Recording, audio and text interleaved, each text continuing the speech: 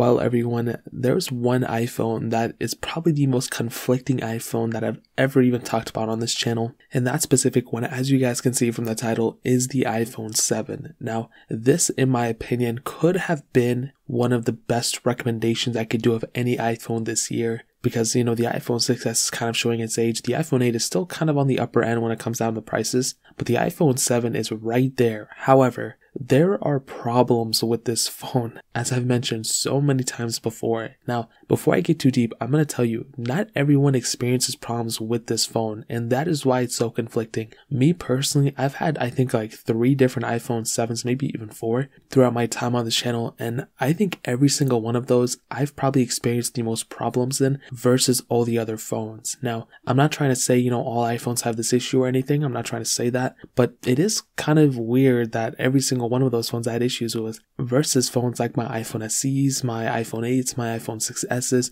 even like my iPhone 6. Like, I didn't really experience too many problems with these. Usually when I updated it and kind of moved around with it, it was perfectly fine. Maybe there was like one time it restarted, but I don't even remember. Maybe it happened. But with these iPhone 7s, they just have so many issues. But the weird thing is that they'll go for a couple months without even, anything going wrong with them. But then when I have to go and like update them randomly, one of them will just reboot, the other one will break. The other one, like the Wi-Fi will stop working. Like, it's just so many problems across the board. It's never just like one thing. Most of the time it is a boot loop. So when I was updating a lot of my iPhones to iOS 14, it looked like they boot looped, but it just took a long time to go and restart into them. My iPhone 7 luckily did not boot loop into it. But when I was updating to iOS 13.6, I think, on one of my iPhone 7s, that actually kind of got into a boot loop and I had to hard reset it. And luckily I didn't have to factory reset it. But none of my other iPhones experienced that type of issue. And just a couple months ago on my iPhone 7, I was updating to, I think, like iOS 13.2 or something. I don't remember what it was. And that one, the Wi-Fi stopped working randomly again. And it's just so weird. Like, I will never understand these things.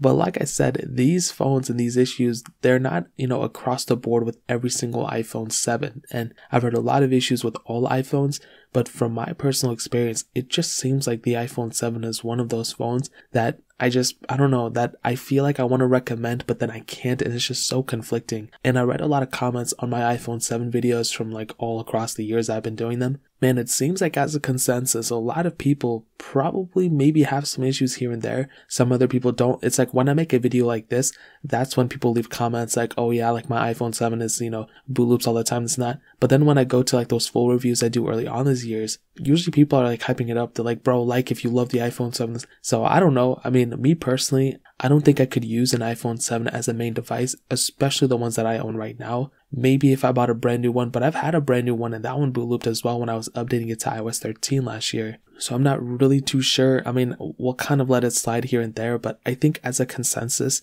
if you have an iPhone 7 and it's still working, then, by the grace of God, hopefully it keeps going. Hopefully, it doesn't boot loop on you. But if you're planning on buying an iPhone 7, I would definitely tell you to weigh the pros and weigh the cons. See if you can afford a newer iPhone, or maybe even you might be better off just picking up like an iPhone 6S or an iPhone 6S Plus for the time being, and then upgrading eventually to an iPhone 8 or 8 Plus or iPhone 10 or even an 11 or 12, whatever. That might be the better choice for you. Now, obviously, it's a free world. You can do whatever you want to. Don't even take my advice if you don't want to. But I just find the iPhone 7 to be one of the most interesting iPhones, and not necessarily in a good way. But I have a lot of love for it still, it's a great phone. It's just kind of weird the amount of issues that I've had with this specific iPhone. So that's really pretty much it. If you guys have any other questions or anything, let me know in the comment section below. Hit the like button, that means so much, but definitely hit that subscribe button. Every single subscriber that we get really does count, so it means so much if you guys could hit that. Also check out the other links down in the description as well. My Twitter, my Instagram, my second channel. More importantly than everything else, I love every single one of you guys.